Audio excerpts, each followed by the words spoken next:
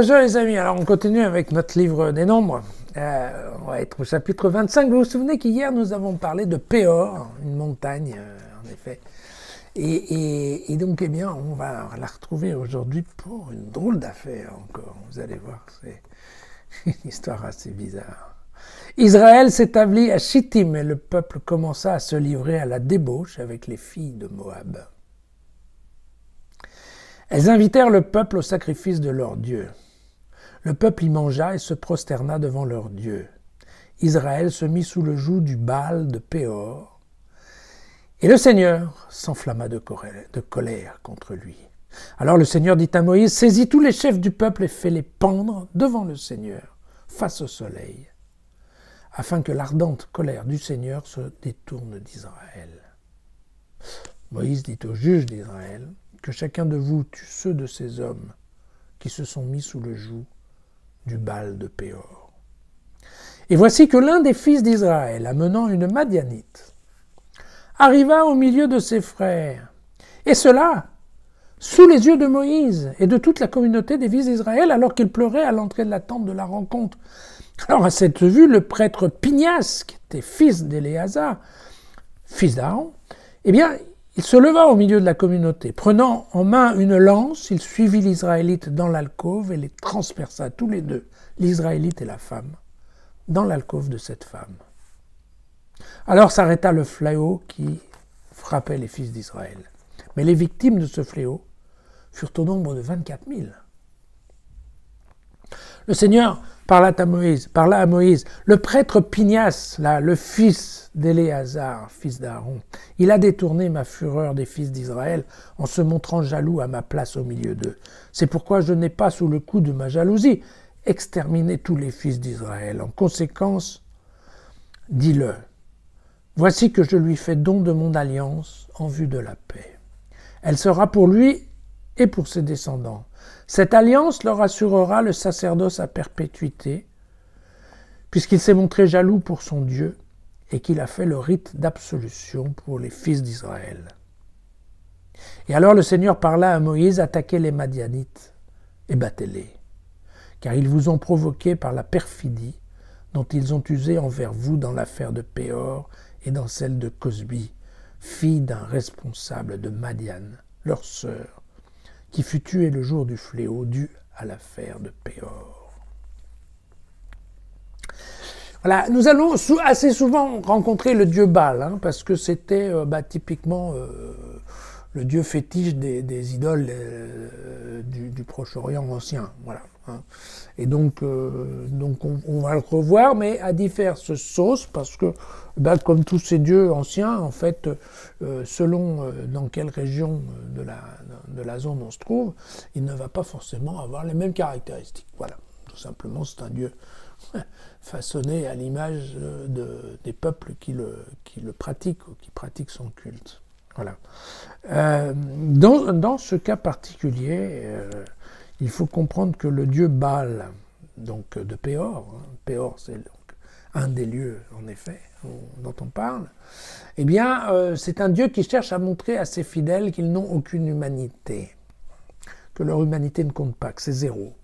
Et donc, en fait, le culte qu'ils ont, c'est de manger, mais d'organiser des orgies au pied de la statue de l'idole, et ensuite de faire leurs besoins au pied de cette statue.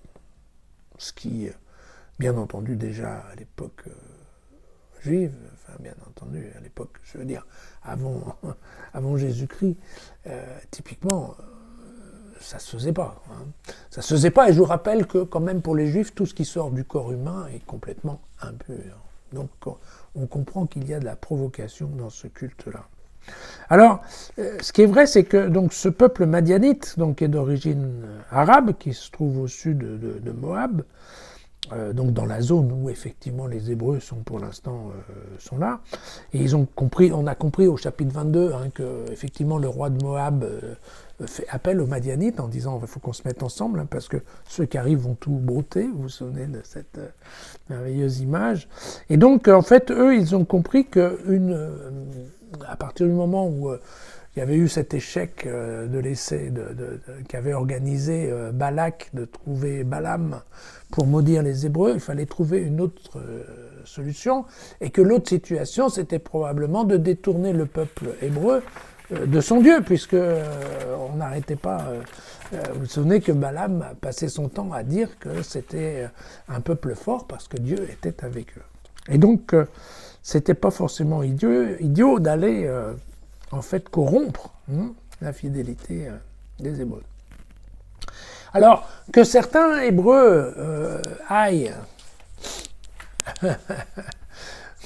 dans le sanctuaire du Baal de Péor pour manger et faire leurs besoins, il y avait déjà de quoi, en effet, avoir la colère de Dieu. Mais qu'en plus, un chef, parce que je crois savoir que c'était un chef, et le culot d'amener, en fait, dans le campement, une femme madianite, dans le campement. Ils sont passés devant la tente où normalement vient Dieu. Alors là, on est en train vraiment de dépasser les bornes. Et c'est ce qui va faire réagir le fils d'Éléazar, qui je vous rappelle en effet, Éléazar était un des deux fils d'Aaron. Et en effet, le type est sanguin, quoi, il prend une lance et il les tue, paf, tchac, ça prend 2 minutes, terminé. Voilà. Parce que, c'est vrai que déjà, Dieu avait déjà lancé l'extermination de tous les gens qui avaient été tripotés du côté de Baal. Alors les pendre, il faut savoir qu'à l'époque, en effet, c'était pas des pendaisons de gens vivants. On tuait les gens à l'épée et puis ensuite on les pendait au gibet pour que les autres les voient. Mais là, vous voyez que c'était très vite, quoi. Le fils d'Éléazar, il y allait en un instant, quoi. Et donc, c'est ce qui va venir dans cette deuxième moitié du texte, c'est qu'en fait, Dieu,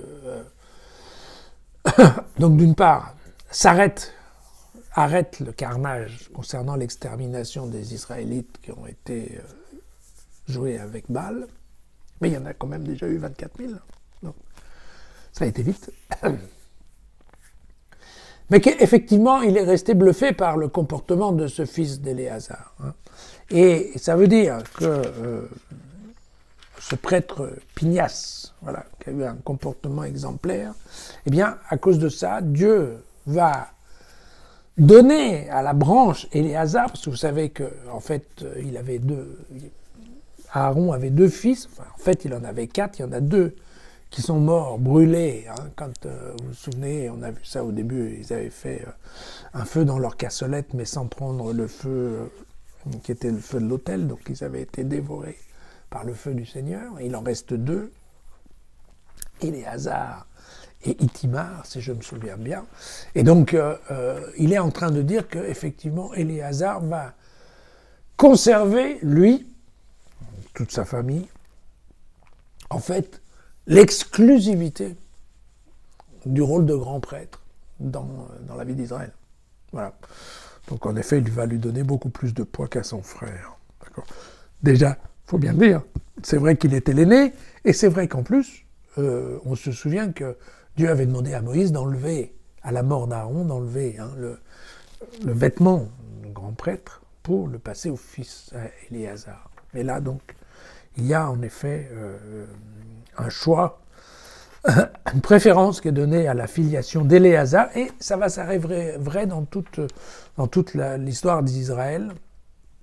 Il n'y a qu'à un certain moment où on va avoir quelques grands prêtres qui vont être de la lignée d'Ithamar, mais globalement, ça sera toujours en effet la lignée d'Éléazar. Voilà ce qui s'est passé avec ce dieu Baal au pied de Péor. À demain.